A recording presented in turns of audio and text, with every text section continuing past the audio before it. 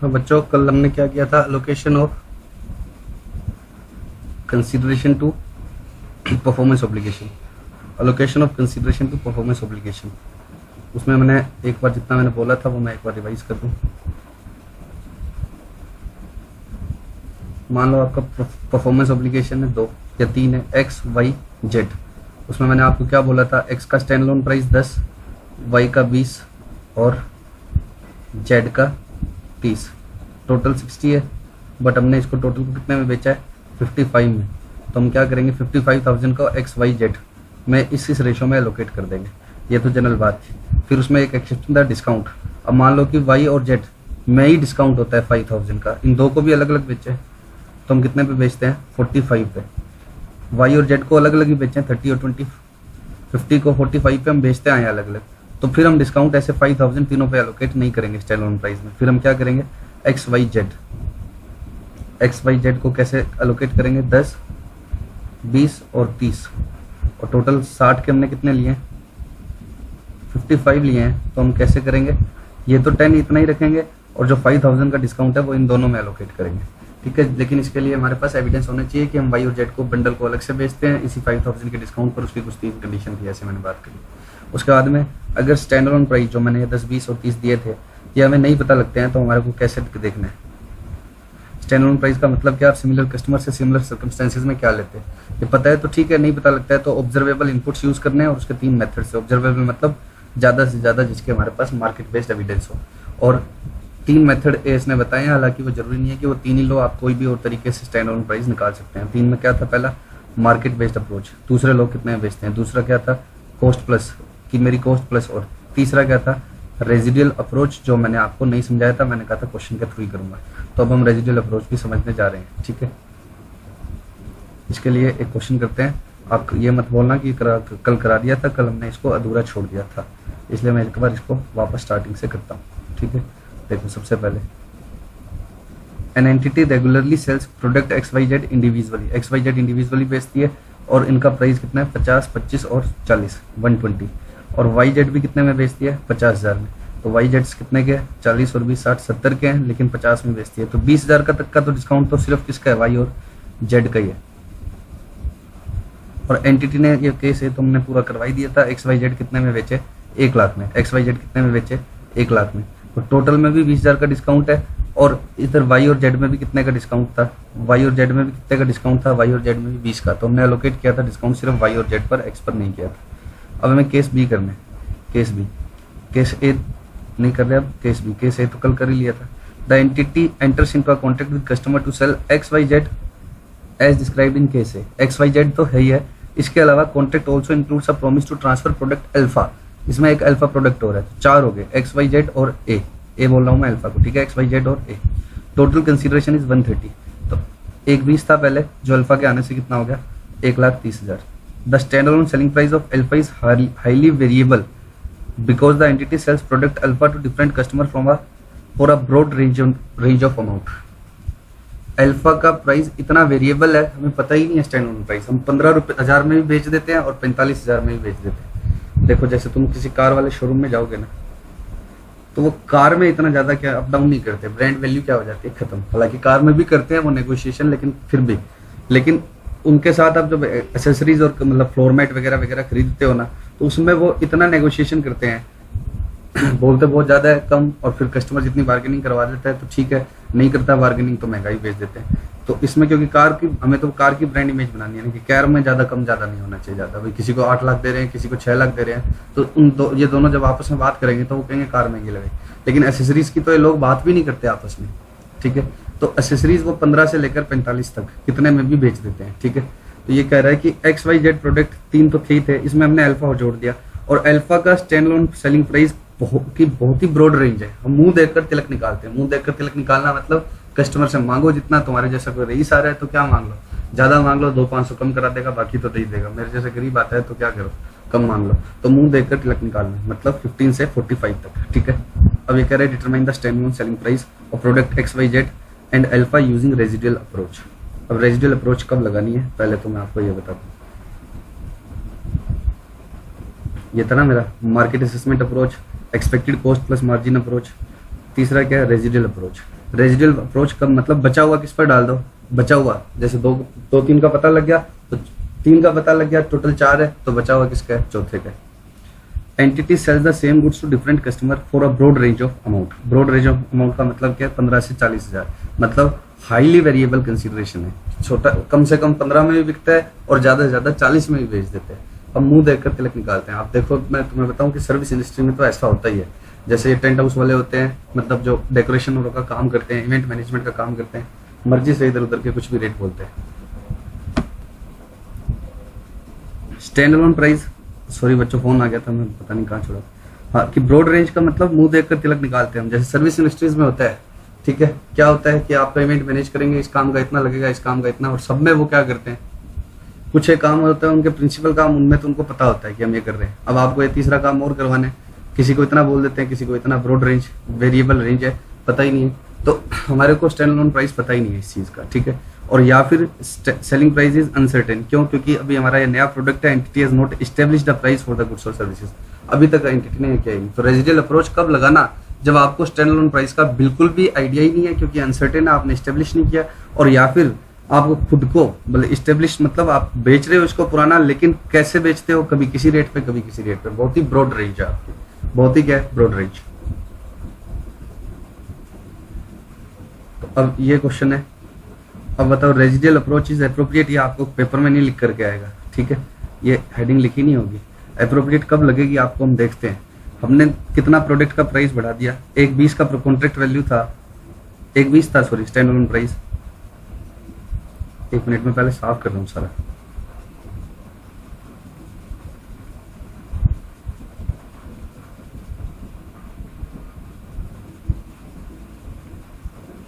हाँ सुनो, XYZ का टोटल प्राइस कितना था, 1.20। टोटल प्राइस कितना था, 1.20। हमने कितना लिया उनसे, 1 लाख। तो 20,000 का डिस्काउंट था, जो किस पर एलोकेट होगा, YZ पर। इतना हम ऑलरेडी डिसाइड कर चुके थे केस ए में। तो YZ पर क्यों होगा, क्योंकि YZ अलग से ही कितने में बिकते हैं, 20,000 के डिस्काउंट पर बिक रहे थे, ठीक है। तो YZ अलग से 20,000 के डिस्काउंट पर सेल हो ही रहे थे, तो इतना तो हम ऑलरेडी केस ए में ही डिसाइड कर चुके थे, ठीक है। और अब हमारा टोटल कॉन्ट्रैक्ट प्राइस कितने से बढ़ गया, 30,000 से बढ़ गया। 1 लाख में बेच रहे थे ना हम, 1.30 का हो गया, ठीक है, 1.30 का हो गया। तो अब हमने क्या किया, देखो XYZ का कितना था, X का 50 था, YZ का मिलाकर 50 था, X का 50 था, YZ का मिलाकर 50 था, 1 लाख हमने ऐसे ही लोकेट किया था। अब 1.30, अल्फा जुड़ने से 30,000 और बढ़ गया, अल्फा जुड़ने से कितना और बढ़ गया, 30,000 और बढ़ गया। और अल्फा पर कितना डाल दिया हमने, 30,000, और अल्फा पर 30,000 डाल दिया। वो मुझे दिख भी रहा है कि सही सही है, रेजिडुअल अप्रोच सही है। क्यों है, क्योंकि मेरी वो रेंज के अंदर ही आ रहा है। 30,000 में बेचता हूँ मैं अल्फा, 15 से 45 के बीच में बेचता हूँ मैं अल्फा, तो वो रेंज के अंदर ही आ रहा है। तो अल्फा की रेजिडुअल अप्रोच मुझे अप्रोप्रिएट लग रही है, ठीक है। तो रेजिडुअल अप्रोच कब लगानी है, पहली बात तो जब हमें 2 में से एक केस हो, कि हम वाइड रेंज पर बेचते हैं या हमने अभी तक सेल प्राइस एस्टेब्लिश नहीं किया है। लेकिन रेजिडुअल अप्रोच लगाने से पहले बाकी सबका डिस्काउंट अलोकेट हो जाना चाहिए। मैंने X और Y का स्टैंड अलोन प्राइस कितना था, देखो X और Y का स्टैंड अलोन प्राइस 25 और 45 था। मैंने ऐसे नहीं किया, सॉरी Y और Z का 25 और 45 था। मैंने ऐसे नहीं किया कि मैंने X का ले लिया 50, Y और Z का 25 और 45 70 1.20 और अल्फा पर कितना अलोकेट कर दिया 10। ऐसा नहीं किया मैंने पहले जो डिस्काउंट अलोकेट होने थे इनके अंदर वो कर दिए। इसको 70 को कितना कर दिया, 50। तो रेजिडुअल अप्रोच कब लगानी है, जब पहले आप क्या कर दो, डिस्काउंट अलोकेट कर दो। ये लिखी हुई है स्टैंडर्ड में बात। रेजिडुअल अप्रोच तभी लगाना जब क्या हो, discount allocate. Entity shell allocate the discount before using the residual approach. पहले अलोकेट कर लो डिस्काउंट, बाकी सारों के सही से निकाल लो ना। पहले बाकी सारों के क्या निकाल लो, सही से प्राइस निकाल लो। इसका सही कर दिया, इसका सही कर दिया, अब रेजिडुअल अप्रोच लगा दो। अब केस सी क्या कहता है, ये हेडिंग लगकर नहीं आएगी। केस सी कहता है सारे के सारे केस सेम है, बट हमने 1.5 लिया है इंस्टेड ऑफ 1.30। 1.30 के बजाय हमने कितना लिया है, 1.5। तो अब मेरे को रेजिडुअल अप्रोच सही नहीं लग रही। क्यों सही नहीं लग रही, क्योंकि जब मैं इसको 1.5 कर दूंगा ना, तो अल्फा पर फिर कितना आएगा, 5,000 आएगा। अल्फा पर कितना आएगा, 5,000। रेजिडुअल अप्रोच लगाऊंगा तो अल्फा पर 5 आएगा, और अल्फा मैंने कभी भी 5 में तो बेचा ही नहीं है। देखो अल्फा क्वेश्चन खुद कह रहा है कि 15 तो कम से कम बेचते हैं।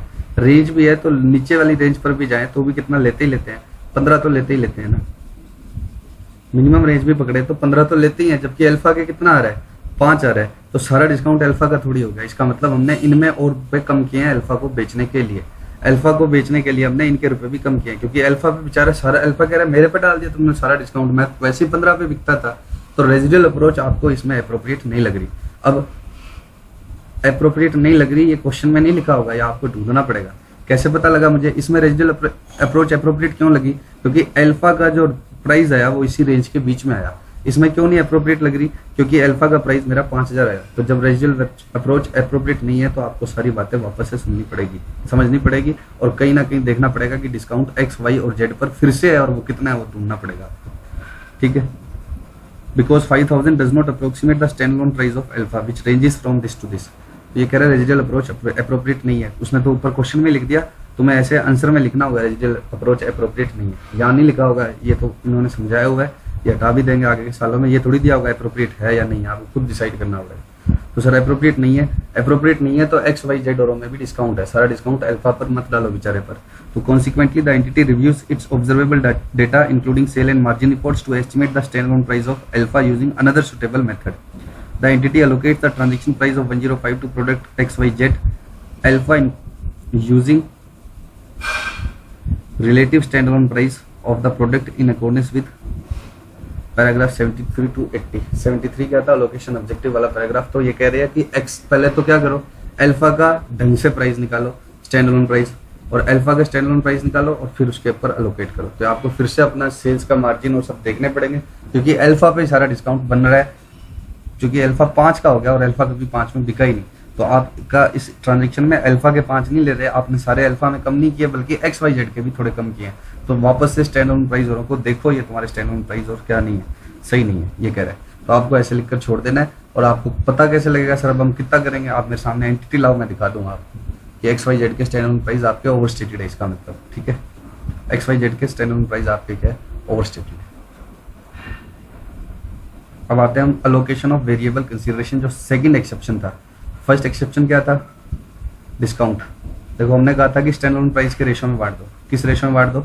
स्टैंड अलोन प्राइस के रेशो में। लेकिन इसके दो एक्सेप्शन थे, एक तो डिस्काउंट और दूसरा वेरिएबल कंसीडरेशन। वेरिएबल कंसीडरेशन आपका हो सकता है कि सब में स्टैंड अलोन प्राइस के रेशो में ना जाए, किसी एक प्रोडक्ट से ही रिलेटेड हो, तो उसको उसी से रिलेटेड रखो।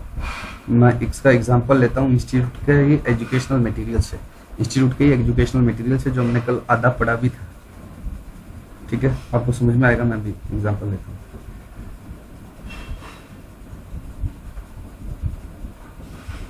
यही था, entity Y enters into an agreement to sell hardware, professional services and maintenance. एक हार्डवेयर बेच रहे, प्रोफेशनल सर्विस का मतलब मान लो उसको इंस्टॉल करना, और मेंटेनेंस मतलब उसको आगे मेंटेन करना, ठीक है। कितने रुपए पर दिया? सब कुछ 3 लाख। ये कह रहे हैं सेपरेट परफॉर्मेंस ऑब्लिगेशन है, कल कर लिया था हमने। Stand alone selling price professional service का कितना है? 25, मेंटेनेंस का कितना है? 15। तो 25 और 15 का स्टैंड अलोन प्राइस है इनका। और टोटल कितने में बेचा मैंने? 2 लाख में। टोटल कितने में बेचा है? 2 लाख में। The entity Y rarely sells the hardware on stand alone basis.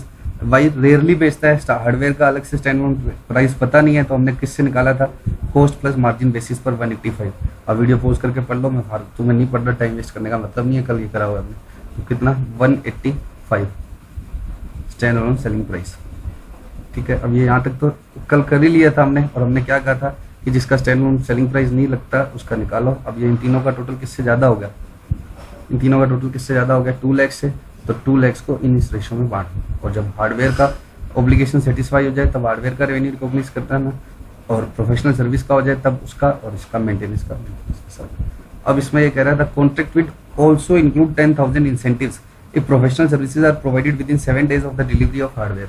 अगर 7 दिनों में तुमने इंस्टॉल भी कर दिया ना हमारा हार्डवेयर, तो प्रोफेशनल सर्विस मतलब इंस्टॉल कर देना, वही होगी प्रोफेशनल सर्विसेज में, और क्या होगी? तो इंस्टॉल कर दिया तो हम तुम्हें 10,000 रुपये एक्स्ट्रा देंगे।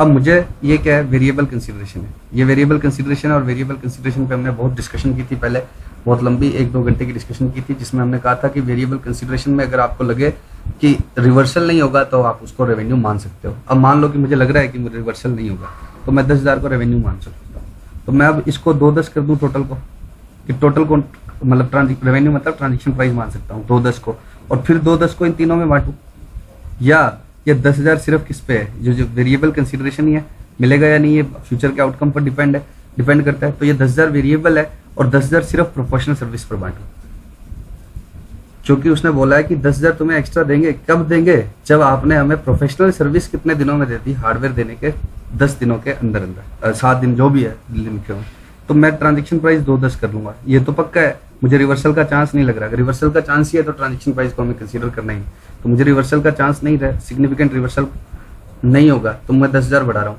अब 210 को बांट दिया तो तुमने वो 10,000 थोड़ा थोड़ा किस में बट गया, हार्डवेयर में भी बट गया, प्रोफेशनल सर्विस में भी बट गया, मेंटेनेंस में भी बट गया, सबका रेवेन्यू थोड़ा थोड़ा बढ़ गया। जबकि ये 10,000 का रेवेन्यू किससे रिलेटेड है? प्रोफेशनल सर्विस से रिलेटेड है। तो ये किससे रिलेटेड रहना चाहिए? प्रोफेशनल सर्विस से ही रिलेटेड रहना चाहिए। ये इसका क्या था? सेकंड क्या था? एक्सेप्शन था। सेकंड एक्सेप्शन था। फर्स्ट एक्सेप्शन में क्या था कि सब पे मत बांटो डिस्काउंट, और ये अब ये कह रहा है कि बोनस है तो ये भी सब पे मत लो।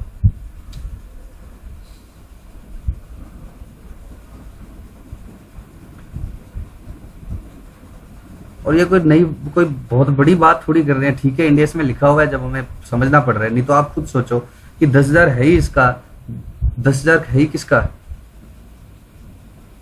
एक मिनट,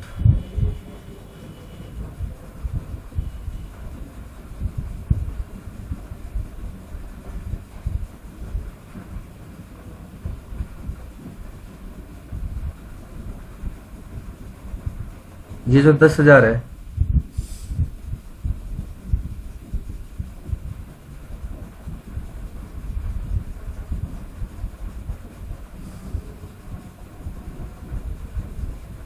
एक मिनट बच्चों,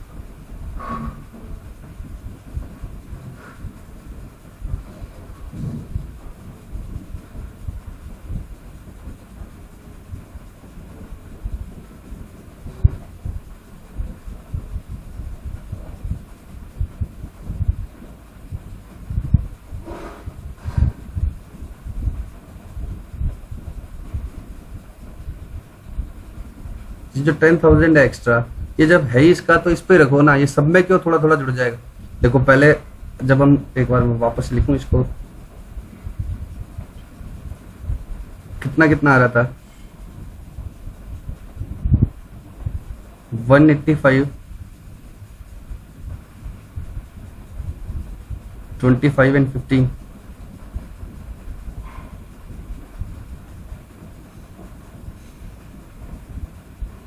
185, 25 एंड 15, इन तीनों का टोटल कितना बनता है? 2540, 225। अब हमने माना था कि ये 2 लाख में, 2 लाख इनके ऊपर थोड़ा थोड़ा कम हो गया, इसका भी थोड़ा कम हो जाएगा, इसका भी थोड़ा कम हो जाएगा। तो अब 10,000 एक्स्ट्रा है, अब 10,000 एक्स्ट्रा है, वो सिर्फ इसका एक्स्ट्रा है, तो इस पर ही रहना चाहिए ना। अब तुम कहो कि 210 है, तो ये वापस 10,000 की वजह से थोड़ा थोड़ा तीनों में एलोकेट कर दिया, तो ये फिर से बढ़ जाएगा थोड़ा थोड़ा, जबकि ये 10,000 एक्स्ट्रा सिर्फ किसका है? प्रोफेशनल सर्विस का है। और ये बोनस है, ये वेरिएबल कंसीडरेशन क्यों है? क्योंकि ये मिलेगा या नहीं, ये किस पर डिपेंड करता है? प्रोफेशनल सर्विस टाइमली रेंडर करी या नहीं। तो ये दूसरा कहता है, एक तो अगर डिस्काउंट अगर तुम्हें पता था कि इन दो का है तो खाली इन दोनों पर, ये पहला एक्सेप्शन था। अब डिस्काउंट के बाद जो वेरिएबल कंसीडरेशन है, तुम्हें पता है कि एक पर्टिकुलर से रिलेटेड है, तो उससे रिलेटेड ही रखो। अब वो कैसे लिखता है एक्सेप्शन?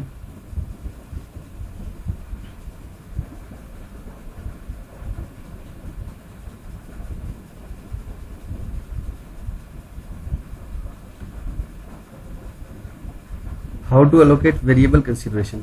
वेरिएबल कंसीडरेशन कैसे करना है? Entity shall allocate the variable amount entirely to a performance obligation or to distinct goods or services. ये तो मैं तुम्हें एक बार हमेशा से इग्नोर करवाता चल रहा हूँ, मैं आगे बताऊंगा। किसी एक परफॉर्मेंस ऑब्लिगेशन पर ही डाल देना, ठीक है, किसी एक पर ही डाल देना। If both the following conditions are met, ठीक है, ये इतनी चीज तो मैं तुम्हें इग्नोर करवाता चलता जा रहा हूँ, ठीक है। किसी एक पर ही डाल देना अगर ये दोनों शर्तें पूरी हो जाए। If the terms of variable payment relate specifically to the entity's efforts to satisfy the performance obligation, सिर्फ उसी परफॉर्मेंस ऑब्लिगेशन के लिए ही वो है, सिर्फ वो किसके लिए है? उसी परफॉर्मेंस ऑब्लिगेशन के लिए। जैसे वो हमारे एग्जांपल में अगर वो था ही किसके लिए? सिर्फ एक परफॉर्मेंस ऑब्लिगेशन, किसके लिए? प्रोफेशनल सर्विस के लिए। सिर्फ किसके लिए था? प्रोफेशनल सर्विस के लिए। तो वेरिएबल पेमेंट रिलेट ही किससे कर रही है? स्पेसिफिकली किससे रिलेट कर रही है? परफॉर्मेंस सर्विस के लिए। प्रोफेशनल सर्विस के लिए, तो वो सिर्फ प्रोफेशनल सर्विस वाले परफॉर्मेंस ऑब्लिगेशन पर ही अलोकेट होगा। एंड का मतलब क्या है?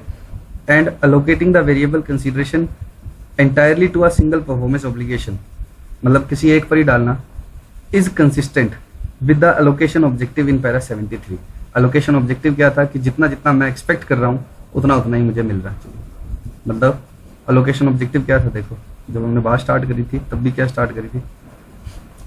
While allocating the transaction price, the objective of entity should be to allocate the transaction price to each performance obligation. Her performance obligation पर इतना इतना allocate करना in an amount.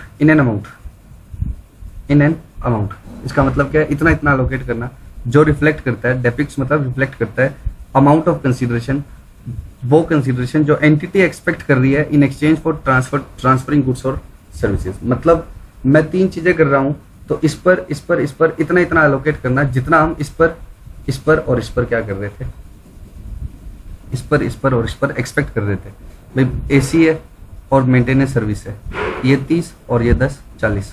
मेंटेनेंस का बहुत ही कम है, एसी में है 40। अब हमें मिला 38। अब मैं ऐसे तो नहीं कह सकता कि मैं इसका तो क्या कर रहा था पूरा 10 और इसका क्या कर रहा था 28, या मैं ऐसे बोल दूं कि इसका मैं 25 एक्सपेक्ट कर रहा था और इसका मैं 13 ही एक्सपेक्ट कर रहा था। टोटल 38 है, इसका मैं 25 ही एक्सपेक्ट कर रहा था, ये 13। ये तो गलत हो जाएगा ना। तो ये कह रहा है उतना जितना आप हर परफॉर्मेंस एप्लीकेशन का एक्सपेक्ट कर रहे थे उतना लो, और जनरली ये स्टैंड अलोन प्राइस होगा, लेकिन इसका एक्सेप्शन है, एक तो डिस्काउंट और दूसरा क्या है? Variable consideration. क्योंकि वेरिएबल कंसिडरेशन हम सबके ऊपर बराबर नहीं एक्सपेक्ट करते, तो ये कह रहा है कि वेरिएबल कंसिडरेशन को सभी पर ना डालकर किसी पर ही डाल देना, मतलब सभी परफॉर्मेंस ऑब्लिगेशन पर ना डालकर स्पेसिफिक परफॉर्मेंस ऑब्लिगेशन पर डाल देना, स्पेसिफिक परफॉर्मेंस ऑब्लिगेशन पर डाल देना, स्पेसिफिक पर। जब क्या हो, एक तो उसी से रिलेटेड हो और ये अलोकेशन ऑब्जेक्टिव भी मीट करता हो। अलोकेशन ऑब्जेक्टिव मतलब ऊपर बताया मैंने कि किसका आप उसी का इतना एक्सपेक्ट कर रहे थे, ठीक है। अब मैं एग्जांपल लूंगा, आपको क्लियर होगी और बात। An entity enters into a contract with the customer for 2 intellectual property license. License A, license B. जो एंटिटी ने क्या डिसाइड किया? डिफरेंट परफॉर्मेंस ऑब्लिगेशन है, 2 परफॉर्मेंस ऑब्लिगेशन है, satisfied at a point in time, which are satisfied at a point in time. अब ये point in time और the time next step में तुम्हें समझ में आ जाएगा। मतलब समझ लो कि अलग अलग टाइम पर इनको देना है, बस एक बार ये समझ लो। तो मेरे 2 परफॉर्मेंस ऑब्लिगेशन है, लाइसेंस ए देने का और लाइसेंस बी देने का। स्टैंड अलोन प्राइस ए का और बी का कितना है? 16 लाख और 20 लाख। तो ए का है 16 लाख और बी का कितना है?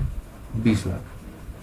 लाइसेंस बी तो हाथों हाथ जाएगा इंसेप्शन पर, और ए कब जाएगा? 1 मंथ लेटर। तो ये तो इमीडिएटली चला जाएगा बी, और ए कब जाएगा? 1 मंथ लेटर। लाइसेंस ए का फिक्स्ड प्राइस है कॉन्ट्रैक्ट में 16 लाख। स्टेटेड प्राइस जो है कॉन्ट्रैक्ट में कितना है? 16 लाख। और बी का कितना है? 3% of customers future sales of the product that use license B. तो हमने किसके ऊपर है? वेरिएबल कंसीडरेशन किसका है? ए का तो हम फिक्स 16 ले रहे हैं, और बी का क्या ले रहे हैं? 3% ऑफ सेल्स कस्टमर, ठीक है। और जो सेल्स का 3% आएगा ना, सेल्स बेस्ड रॉयल्टी आएगा। For the purpose of allocation the entity estimates its sales based royalty to be 20 lakhs। और सेल्स बेस्ड रॉयल्टी हमें लग भी कितनी रही है? 20 लाख ही लग रही है। सेल्स बेस्ड रॉयल्टी हमें लग कितनी रही है? 20 लाख। इसका मतलब क्या है? इसका मतलब कह रहा है कि स्टैंड अलोन प्राइस तो हमें इधर दे ही दिए 16 और 20, और हमने रुपए लिए कैसे हैं? हमने ए के तो 16 लाख ही लिए हैं, और बी का क्या लिया है? सेल्स का परसेंटेज। और जो उसकी सेल्स वगैरह एस्टिमेट करें तो उसका परसेंटेज और लगाएं तो वो कितना आ रहा है? 20 लाख ही आ रहा है। तब तो कोई दिक्कत ही नहीं है। वेरिएबल कंसीडरेशन बी का ही है। क्यों बी का ही है? क्योंकि 20 के ऊपर ही वो अलोकेट किया हुआ है कॉन्ट्रैक्ट में। कॉन्ट्रैक्ट में भी ए का भी तो क्या लिखा हुआ है? फिक्स ही लिखा हुआ है। ए का तो फिक्स ही लिखा हुआ है, तो बी की परफॉर्मेंस पर बेस्ड है, और वो मेरा अलोकेशन ऑब्जेक्टिव भी मीट कर रहा है। क्यों मीट कर रहा है? क्योंकि दोनों स्टैंड अलोन अलग अलग भी बेचते हैं। तो मैं इससे 16 एक्सपेक्ट करता था, इससे 20 एक्सपेक्ट करता था, ठीक है। इससे 16 एक्सपेक्ट करता था, 20, और इकट्ठा भी बेचा है और अलोकेशन करता हूं तो भी क्या आ रहा है? 16 इसका आ रहा है और 20 इसका आ रहा है। तब तो ये बिल्कुल फेयर सा ट्रांजेक्शन है, कोई दिक्कत ही नहीं है। तो ए का ट्रांजेक्शन प्राइस कितना आएगा? 16, और बी का कितना आएगा? 20। Allocate the transaction price. तो हमने कैसे लिए हैं? अलग अलग बेचते हैं स्टैंड अलोन प्राइस। तो ए का 16 होता है और बी का क्या होता है? 20 होता है, ये लिखा हुआ। ए का क्या होता है? 16, और बी का क्या होता है? 20, ठीक है। और हमने अपने कॉन्ट्रैक्ट में भी ऐसे ही लिया है। ए का तो फिक्स 16 लिया है, बी का सेल्स बेस्ड लिया है, और सेल्स बेस्ड करें तो अप्रोक्सीमेटली वो किसके बराबर ही आता है? 20 के बराबर ही आता है। तो ठीक है, ए का 16 है और बी का 20 है, कोई दिक्कत ही नहीं। लेकिन केस बी में क्या है, एलोकेशन ऑब्जेक्टिव डिफीट हो जाएगा। केस बी में एलोकेशन ऑब्जेक्टिव डिफीट हो जाएगा। केस बी कराना था मुझे, ये तो करवाना ही नहीं था। केस बी में क्या फैक्ट चेंज किए इसने, देखो the price stated in the contract is licence, A के लिए 6 लाख ही कर दिया। ए का कितना कर दिया,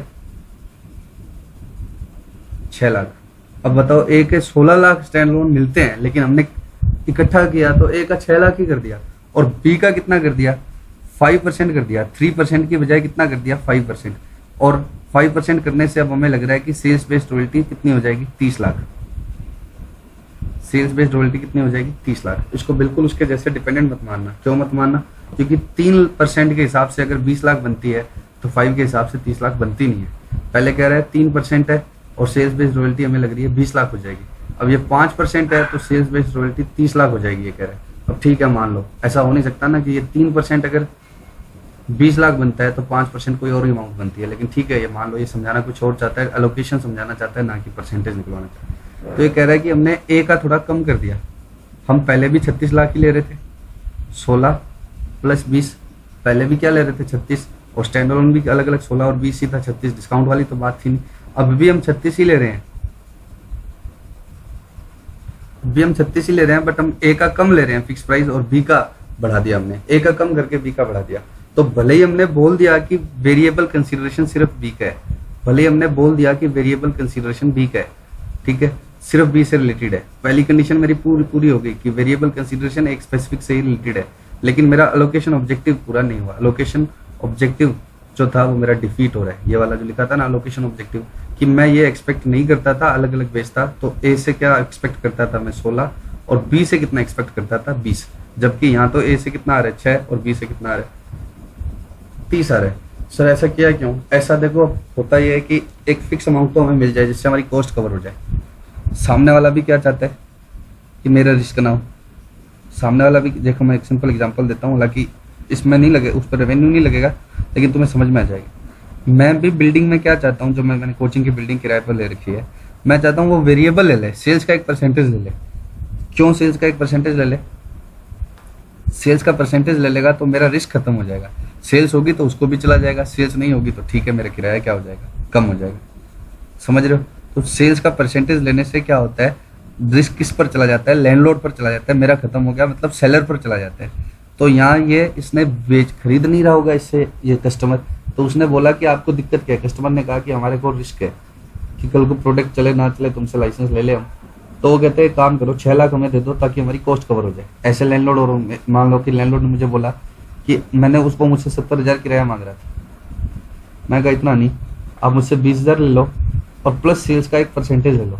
तो मैं दे उसको 70 ही दूंगा लगभग, लेकिन मेरा रिस्क खत्म हो गया।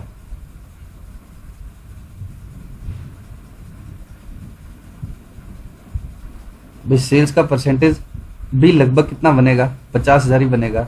अब ज्यादा बन गया तो उसका फायदा हो जाएगा क्योंकि उसने रिस्क लिया। मेरा रिस्क खत्म हो गया, क्यों? नहीं तो मेरा फिक्स बर्डन था, स्टूडेंट्स आए ना आए, कोरोना हो जाए, कोरोना चलने लग जाए तो भी मुझे 70 देने पड़ेंगे। अब मुझे सिर्फ कितने देने पड़ेंगे, 20, और सेल्स का परसेंटेज उसका कितना हो गया, 50।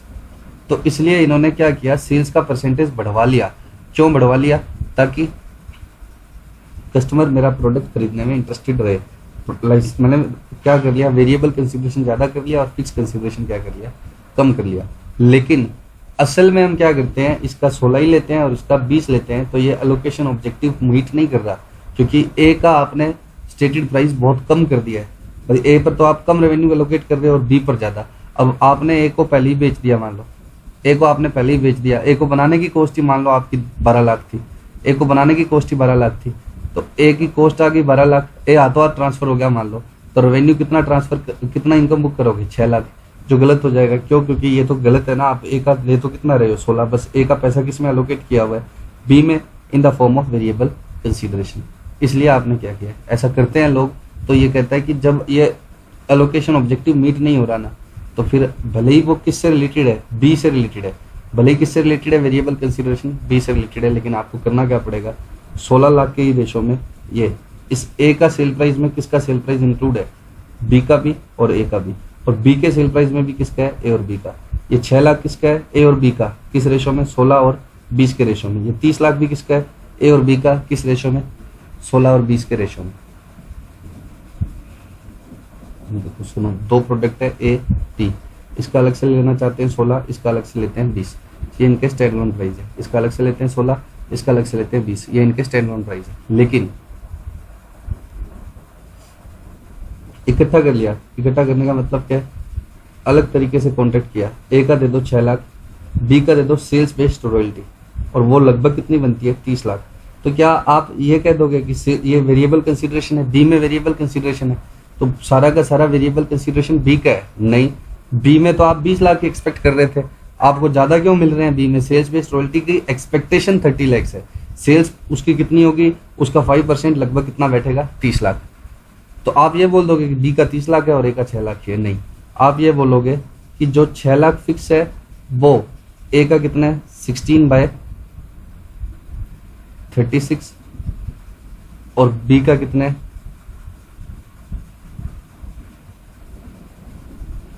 20/36, जो आपने 16 और 20 के रेशो में बांटना पड़ेगा आपको, क्योंकि यहाँ अलोकेशन ऑब्जेक्टिव मीट नहीं हो रहा।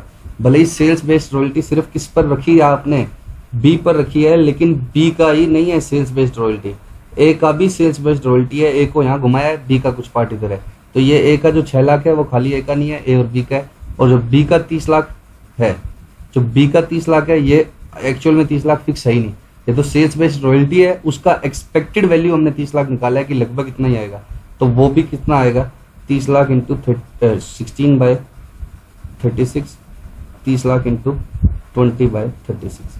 ये तो बच्चों ऐसे कहना हो गया कि मैं एक चीज ए चीज बेचता हूँ 10 में और बी चीज बेचता हूँ 20 में, ठीक है। अब मैंने क्या कर दिया, ए के तो तुम दे दो बी 2 रुपए और बी के कितने दे दो 28 रुपए।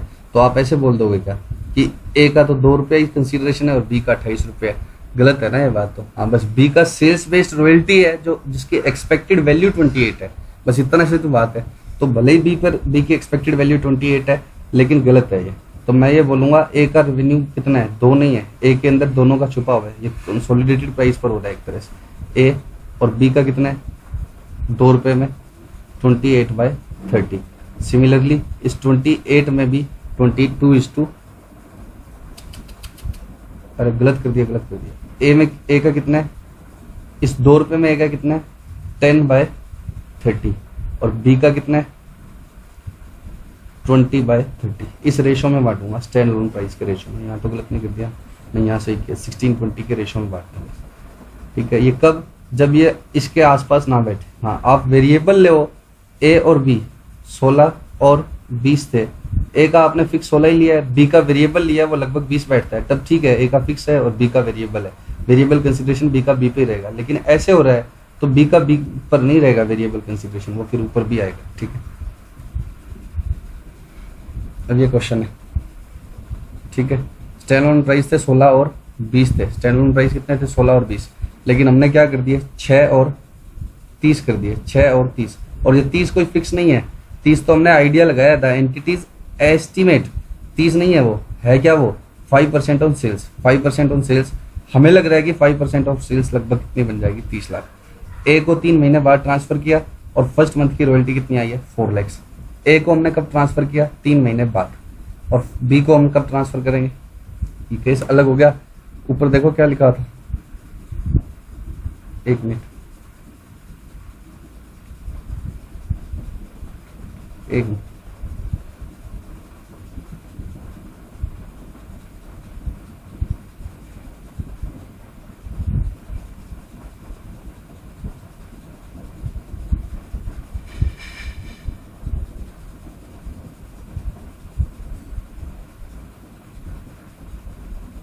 केस अलग क्यों हो गया, देखो ऊपर क्या लिखा हुआ था, बी इंसेप्शन पर ट्रांसफर होता है और ए 1 मंथ लेटर ट्रांसफर होता है। अब इसमें इसने क्या कर दिया, ए 3 मंथ लेटर ट्रांसफर होगा, और पहले महीने की सेल्स कितनी हुई उस पर बेस्ड रॉयल्टी कितनी आई 4 लाख।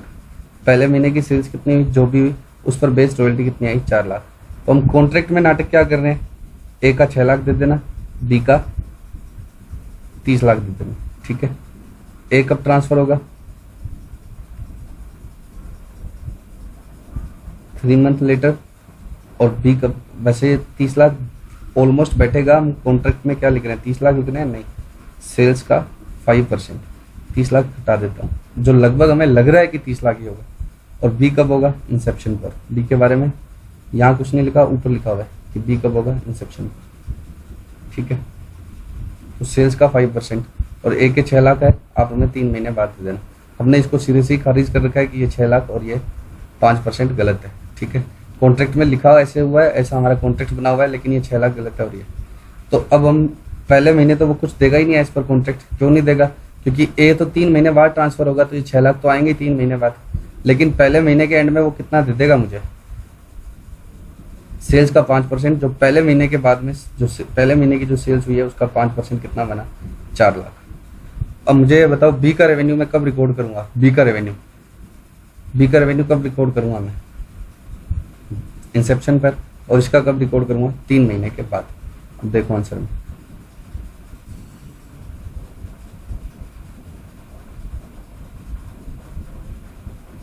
पहले तो इसने 6 लाख की बात करी। 6 लाख में 33333 किसका आएगा? बी का। और ए का कितना आएगा? 2666। 6 लाख जो रेवेन्यू हम बोल कॉन्ट्रैक्ट में ए कर रहे हैं, 6 लाख जो कॉन्ट्रैक्ट का है में रेवेन्यू है वो बोल हम ए कर रहे हैं, लेकिन वो है किसका? हमें फिक्स 6 लाख मिलेगा। वो 6 लाख ए और बी का है, दोनों का है। किस रेशो में? 16:20 के रेशो में। 16 और 20 के रेशो में बांटा है। तो बी का रेवेन्यू कितना आएगा? 3333। ये पहले ही दिन रिकॉग्नाइज हो जाएगा क्योंकि बी हम पहले ही ट्रांसफर कर रहे हैं। रुपए बाद में मिलेंगे तो क्या डेटर बना लेंगे, रुपए बाद में मिलेंगे तो क्या डेटर बना लेंगे। और ये किसका है? ए का। और ए का तो रेवेन्यू कब आएगा? ए का तो रेवेन्यू कब आएगा? 3 महीने के बाद। और in the first month royalty due from customer is 4 lakh. फिर इस 4 लाख को भी उस रेशो में बांट लिया इसने।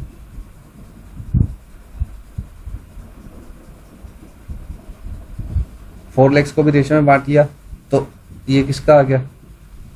बी का। और ये किसका आ गया? ए का।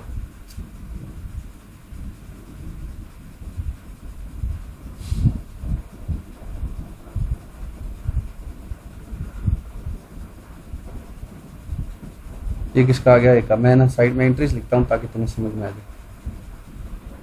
बी कब ट्रांसफर हुआ पहले ये बताओ? इंसेप्शन पे। तो इस 6 लाख में बी का कितना है वो रिकॉग्नाइज कर देते हैं रेवेन्यू।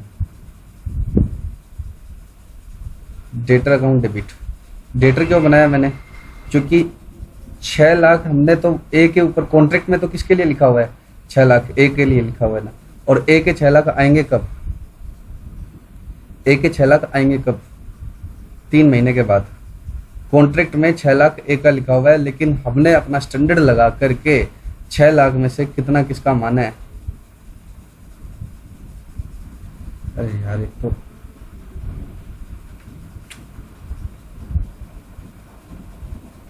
नेट ब्रेक हो रहा है बार बार। बी यहीं ट्रांसफर हो रहा है, ए 3 महीने बाद ट्रांसफर हो रहा है। 1 2 3 ठीक है। कॉन्ट्रैक्ट में लिखा हुआ है ए का 6 लाख, बी का सेल्स का 5%। तो वो हमें ए का पैसा कब देगा? यहाँ देगा। लेकिन हम ये 1 लाख 6 का 6 लाख ए का मान ही नहीं रहे, जितना बी का मान रहे हैं वो तो आज ही रेवेन्यू बुक होना चाहिए ना। चाहे कॉन्ट्रैक्ट एसेट मान लो इसको, डेटर ना बोल के क्या मान लो? Contract asset. एक नकली का एसेट बना रहे हैं। 6 लाख वो हमें देगा 3 महीने बाद।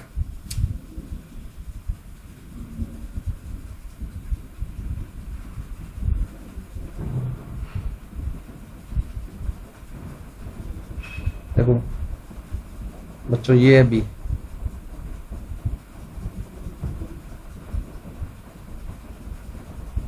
बी सेल्स का 5% कॉन्ट्रैक्ट में लिखा हुआ है। जो कॉन्ट्रैक्ट में लिखा हुआ है बी का मिलेगा सेल्स का 5%, ए का मिलेगा 6 लाख। ए कब ट्रांसफर होगा? 3 महीने के बाद। तो कॉन्ट्रैक्ट के हिसाब से मुझे 6 लाख रुपए वो कब देगा? 3 महीने के बाद। लेकिन मैं ये 6 लाख में से कितना बी का मान रहा हूँ? 6 लाख में से कितना बी का मान रहा हूँ? 33333।